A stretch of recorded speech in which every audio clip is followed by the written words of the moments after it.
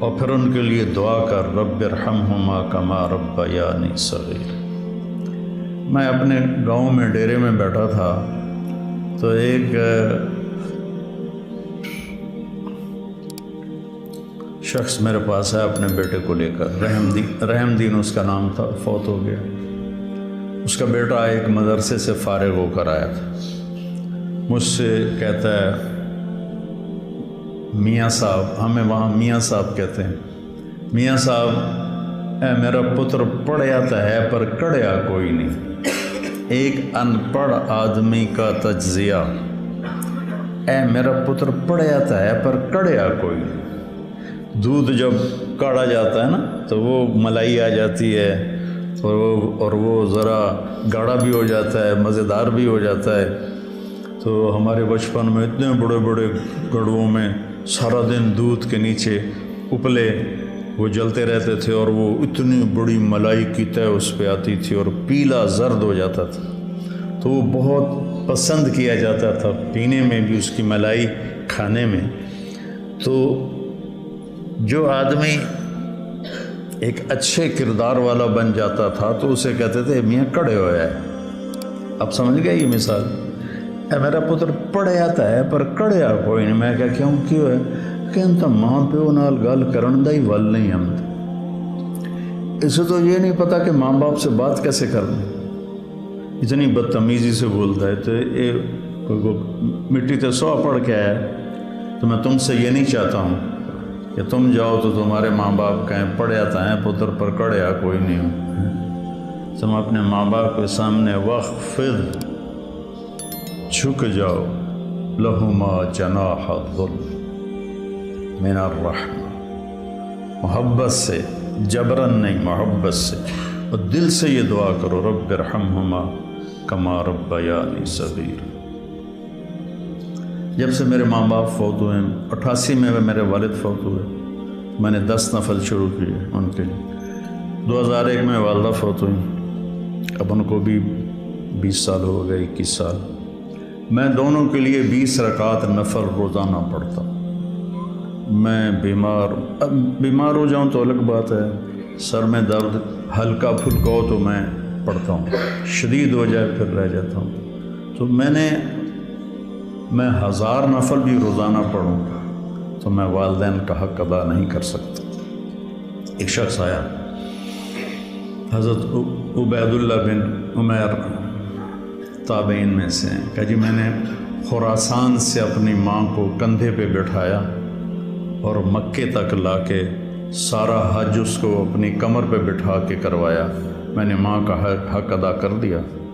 تو انہوں نے کہا ولا طلقۃ واحدہ، ایک طلقہ کا بھی حق ادا نہیں۔ طلقہ کسے کہتے ہیں؟ کہ جب بچہ پیدا ہونے لگتا ہے تو ماں کو دردیں، کوئی لہریں اٹھتی ہیں، وہ ایک لہر آتی اس کی چیخیں نکال دیتی، پھر وہ لہر تھم جاتی، پھر دوبارہ اٹھتی ہے تو پھر اس کی چیخیں نکلتی ہیں، پھر وہ تھم جاتی، ایسے گھنٹوں وہ لہریں چلتی ہیں اور وہ جو ماں ہوتی ہے وہ تڑپ تڑپ کے کہیں جاتی۔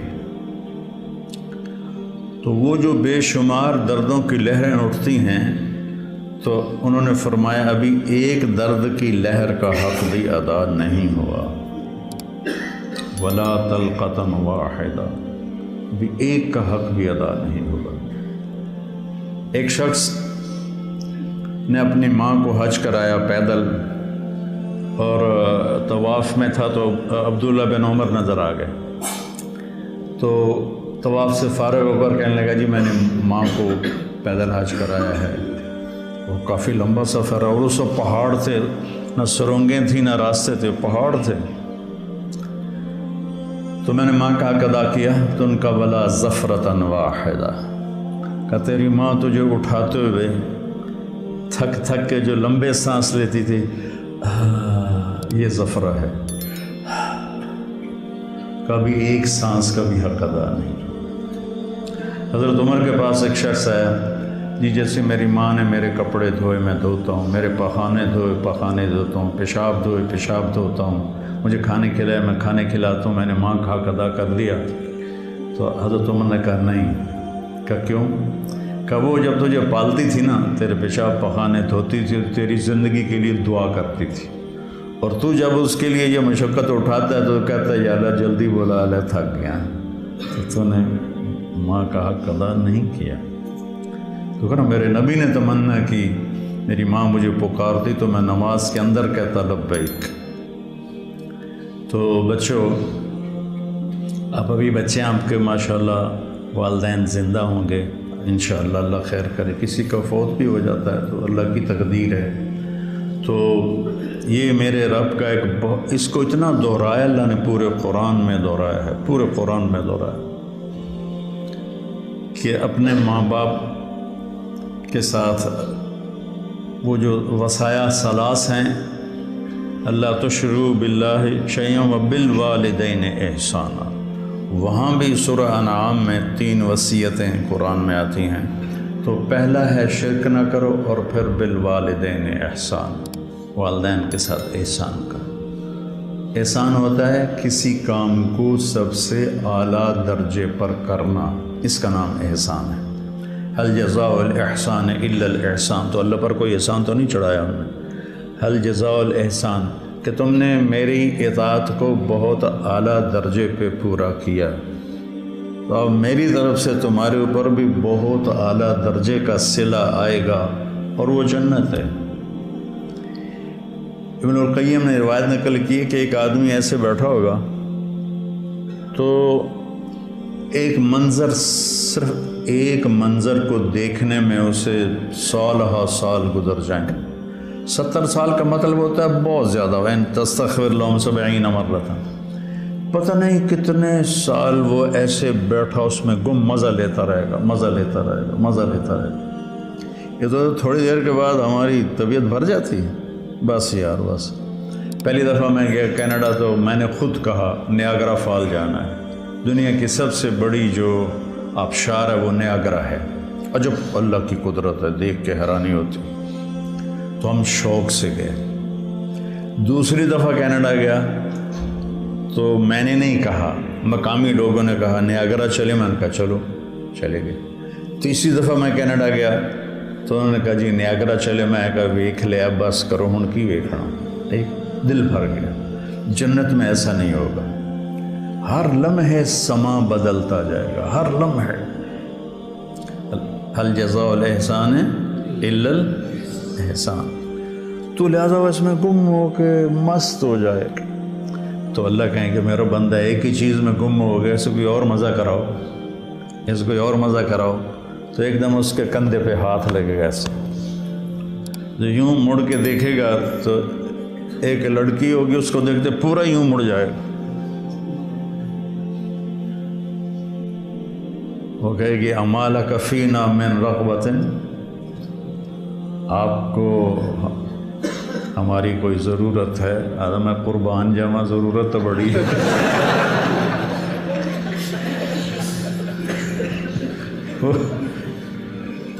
وہ کہے گا تو ہے کون، تو میری جنت میں سے نہیں ہے؟ تو وہ کہے گی انا من اللواتی قال اللہ تعالی ولدینا مزید، میں ان میں سے ہوں جن کے بارے میں تیرے رب نے کہا ہے صرف ایک دفعہ دینے کے بعد بس نہیں کروں گا، ولدینا مزید، دیتا ہی جاؤں گا، دیتا ہی جاؤں گا، دیتا ہی جاؤں گا۔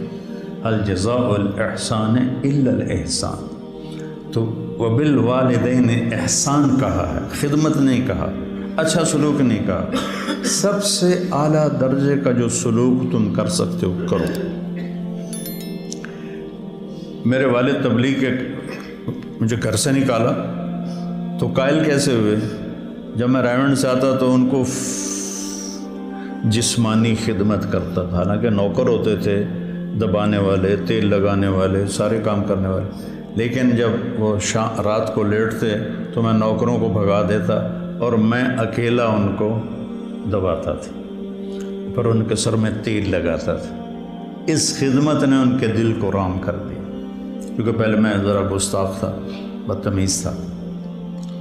تو گھر میں جو دعوت ہے وہ اخلاق سے چلتی ہے، وہ یہ نہیں کہ آپ بیوی کو بٹھا کے دعوت دینا شروع کر دو گے، بیگم دنیا فانی ہے،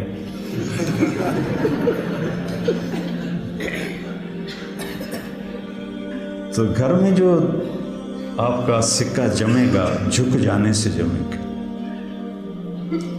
ماں باپ کے لیے چائے بناؤ، کپڑے دھو، ان کو دباؤ، ان کے سر میں تیل لگاؤ، ان کی آنکھ کا اشارہ سمجھو، تو میں سمجھوں گا کہ آپ نے صحیح قرآن پڑھا ہے. اور رشتہ داروں میں بھی زبان سے دعوت نہ دیا کرو، اپنے اخلاق سے، چونکہ رشتہ دار سب سے مشکل ہوتا ہے تعلق قائم کرنا رشتہ داروں میں. جب بھی تو اللہ نے اتنی آیات اتاری ہیں اور اتنی احادیث ہیں، تو اس میں سب سے مشکل ہوتا ہے رشتہ داروں سے تعلق قائم کرنا، کہ وہ رویے ٹکراؤ ہوتا ہے. تو اس میں آپ کے اخلاق، آپ کی تواضع، آپ کی عاجزی، کوئی ان میں سے بدتمیزی کرے تو آپ کا برداشت کرنا عموماً، اور والدین خاص طور پر. لیکن اس میں ایک بات کی احتیاط رکھنی ہے کہ کل کو اللہ آپ کی شادی کروائے تو شادی بیوی کے معاملے میں احتیاط کرنی. آپ کے ماں باپ کا آپ پر پورا حق ہے، لیکن آپ کی بیگم پر ان کا کوئی حق نہیں. میں بچیوں سے بھی کہتا ہوں کہ تم اپنے ماں باپ کو چھوڑ کے آ گئی ہو، اب اپنے خامد کے ماں باپ کو اپنے ماں باپ بنا دو. اور خامد کے ماں باپ سے کہتا ہوں کہ تم نے اپنی بیٹیوں کی شادیاں کر کے روانہ کر دیا اور تمہاری حویلی خالی ہو گئی بیٹیوں سے، تو تم ایسا کرو کہ یہ جو بہو آئی ہے اس کو اپنی بیٹی بنا لو. جب اس کو بہو کی نظر سے دیکھتی ہو تو پھر تمہارے اندر حسد پیدا ہوتا ہے، غصہ پیدا ہوتا ہے. اسے بیٹی کی نظر سے دیکھو، یہاں تمہاری جگہ، اس بہو کی جگہ تمہاری بیٹی بیٹھی ہوتی تو تمہاری نظروں میں کیا پیار ہوتا. جب بیٹی کو تم نے روانہ کر دیا ہے، اب پیچھے یہ تمہاری بہو آ گئی ہے، تو اس کو وہی نظر دو جو اپنی بیٹی کو دیتی تھی، تو گھروں میں خوشیاں. تو ماں باپ کا تمہاری بیوی پر کوئی حق نہیں ہے، لیکن میں نصیحت کرتا ہوں بچیوں کو کہ خامد کے ماں باپ کو عزت دو، ان کی خوشی سے خدمت کرو. اگرچہ تمہارے ذمے نہیں، لیکن کرنا تمہارے لیے اجر و ثواب کا باعث ہے. اور بچی کے ماں باپ سے کہتا ہوں، دیکھو پوری ہدایہ جیسی کتاب میں بھی ساس کا کوئی حق نہیں لکھا ہو. ساس سسر کا کوئی حق لکھا؟ باب الخواخ ہے کوئی؟ کیوں جی مولوی زبیر صاحب، باب الخواخ کوئی نہیں ہے. خامد اور بیوی کے حقوق، اولاد کے حقوق، تو میری ذمہ اپنی ماں باپ کی خدمت ہے. میری بیوی خوشی سے تیار ہو جائے تو اس کا احسان ہے، اس کی نیکی ہے. زبردستی کر کے میں کروں ورنہ میں تجھے نکال دوں گا تو یہ ظلم ہے. ماں باپ کے کہنے پہ طلاق نہیں دینی. طلاق دے دو بڑی نافرمان ہے. اپنی بیٹی کے لیے کہتے ہیں وہیں رہو، وس کے رہو ساڑھے کو نامی، اور بہو کو کہتے ہیں طلاق دے دو اسے، کسی کی بیٹی ہے. تو اس میں اعتدال کا راستہ اختیار کرنا یہ آپ لوگوں کے ذمہ ہے. اور جب بھی بیوی کی تمہیں شکایت سننے کو ملے، پہلے تحقیق کرنا پھر کوئی بات کرنا. عموماً شکایتیں غلط ہوتی ہیں. ایک ہماری رشتے میں پڑنانی تھی، رشتے میں مجھے ابھی پتہ ہی نہیں کہ وہ میری کیا لگتی تھی. تو وہ آئی میری نانی کے گھر، تو اندر پردے نال اس کی بہو پیچھے آ رہی تھی. میری نانی نے آلی تو میرے کو پوچھنا ہے اے تھوڑا رنگ پیلا کیوں ہو گیا ہے. یہ انہوں سمجھا رہی ہے کہ تو میرے کو پوچھنا تو رنگ پیلا کیوں ہو گیا. اچھا وہ میری نانی کا ان سے کوئی بانجی بھتیجی کا رشتہ تھا، تو انہوں نے کہا جی ٹھیک ہے جی نانی جی. وہ پیچھو بہو آ گئی، سلام دعا کے بعد وہ کہنے لگی خالہ جی تھوڑا رنگ بڑا پھیکا پہ گیا. ہاں نہ دودھ پلائندی ہے نہ چاہ پیوائندی ہے نہ انڈے کھوائندی ہے نہ روٹی دا پوچھدی ہے نہ پانی دا پوچھدی ہے۔ اگو وہ بھی تھی یہ کودے نو تو وہ کودے تیرا، سی کا بھائی بگھیرا، یہ کودے نو تو وہ کودے تیرا، اگو اس نے بھی لے لیا ہاتھوں ہاتھ، ہر شے کھا جانی ہے تو حالی پہ آنی ہے، میں تن کچھ نہیں پوچھ دیا۔ تو بیٹا یہ ایک زندگی ہے جو میں کوشش کرتا ہوں کہ آپ وہ زندگی سیکھیں۔ کیف عاملہم بھی اسی لیے نصاب میں داخل کی کہ آپ کو پتہ چلے کہ زندگی گزارنی کیسے۔ اللہ نے شروع سے مجھے ایک بڑی فیملی میں پیدا کیا، بچپن سے نوکروں کی بہتات، میری شادی ہوئی، ٹھیک ہے، میری بیوی فیصل آباد، اور اس وقت دیہات کچی سڑکیں 83 میں، بجلی بھی اس وقت کوئی نہیں تھی۔ وہ بیچاری گھبرائی ہوئی سے ایک ہماری جانگلی زبان اسے سمجھ میں نہ آئے، وہ یہاں فیصل آباد کی، وہ گھبرائی ہو، میں اس کو حوصلہ تسلی کے لیے بڑی ہمت افزائی کرتا، تو پوری ایک کچہری لگی، پھپھیاں ماسیاں کٹھیاں۔ اچھا، میری ماں کو میرے والد چولہے پہ نہیں بیٹھنے دیتے تھے، زیادہ سے زیادہ یہ تھا کہ وہ جب سالن پک کے آتا تھا تو وہ تقسیم کر دیتی تھی، ورنہ وہ بھی نوکرانی کرتی تھی۔ تو میرے والد یعنی میری ماں کا بڑا احترام کرتے تھے، وہ کہتے تھے نوکر کیڑے کس واسطے جے تم ہی چولہے تے جاتے بہ جانا، تم چولہے تے نہیں بہنا۔ تو اب یہ میں اپنی آنکھوں سے دیکھ کے پروان چڑھاؤں، 30 برس کی عمر میں میری شادی ہوئی، 30 سال میں نے اپنی ماں کو دیکھا کہ وہ چولہے تے نہیں ہوندی۔ میری ماں کو روٹی بنانی نہیں آتی تھی، کدی شوق نال بنے دی تو ادھی دے جاندی کبھی بنائی جو نہیں۔ اب مقدمہ ہو رہا ہے، ماں تیری چولہے تے سڑدی پئی ہوندی ہے تے بیوی تیری ٹھک کے منجے تے بیٹھی ہوندی۔ یہ میرے گھر میں ہو رہا ہے،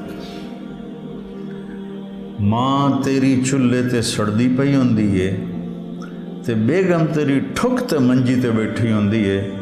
میں ہس پیا، میں کہ میری ماں کداں چولہے تے سڑی ہے، میں بھی تھائیں جمیا تھائیں بڑا ہویا، میں دسو تو صحیح میری ماں کداں چولہے تے سڑی ہے۔ یہ ہماری معاشرت ہے، تو اس سے آپ لوگوں نے پرہیز کرنا ہے، عدل کرنا ہے، الگ رہنے کا انتظام کر سکو اسبابوں تو بہت اچھا ہے، اکٹھے رہنے کا ہے تو پھر بیوی کو پناہ دو، اس کو اپنے ماں باپ کی شدت سے بچاؤ، بیوی میں بدتمیزی ہے تو ماں باپ کو بچاؤ۔ بعض لڑکیاں ایسی بدتمیز ہوتی ہیں، ایسی زبان دراز ہوتی ہیں کہ نہ کسی کی عزت کو دیکھتی ہیں نہ کسی کے مقام کو دیکھتی ہیں، اور بہت ہی لمبی ایک دفعہ ساتھ دو واقعے میرے ساتھ پیش آئے۔ ایک عورت، ایک دوست نے کہا کہ ایک خاتون آپ سے ملنا چاہتی ہیں، اس کے خامند کھرب پتی ہیں، کھرب پتی، ملا دو۔ وہ آ گئیں، 50 سال پلس ان کی عمر تھی، تو بیٹھتے ہی رونے لگیں۔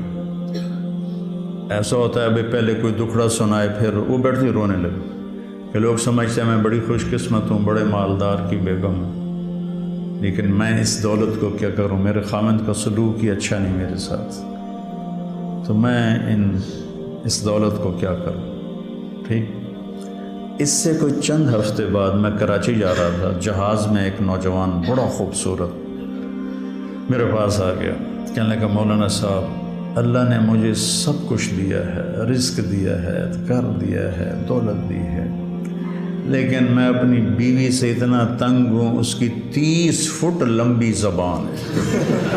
میں کہا 29.5 فٹ کٹ دے، باقی 6 انچ منہ چڑھان دے، اس کی 30 فٹ لمبی زبان ہے۔ تو ایک بیوی کی بدتمیزی سے پریشان ہے، ایک خامند کی بدتمیزی سے پریشان ہے۔ اس لیے بعض اوقات جب بے جوڑ شادیاں ہو جاتی ہیں تو ماں باپ کہتے ہیں نبھاؤ، طلاق کس لیے ہے؟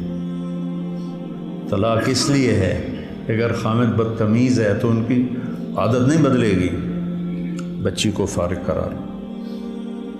بچی بدتمیز ہے تو اپنے بچے کو ذلیل نہ کرو، فارغ کرا دو۔ اللہ نے طلاق اس لیے رکھی۔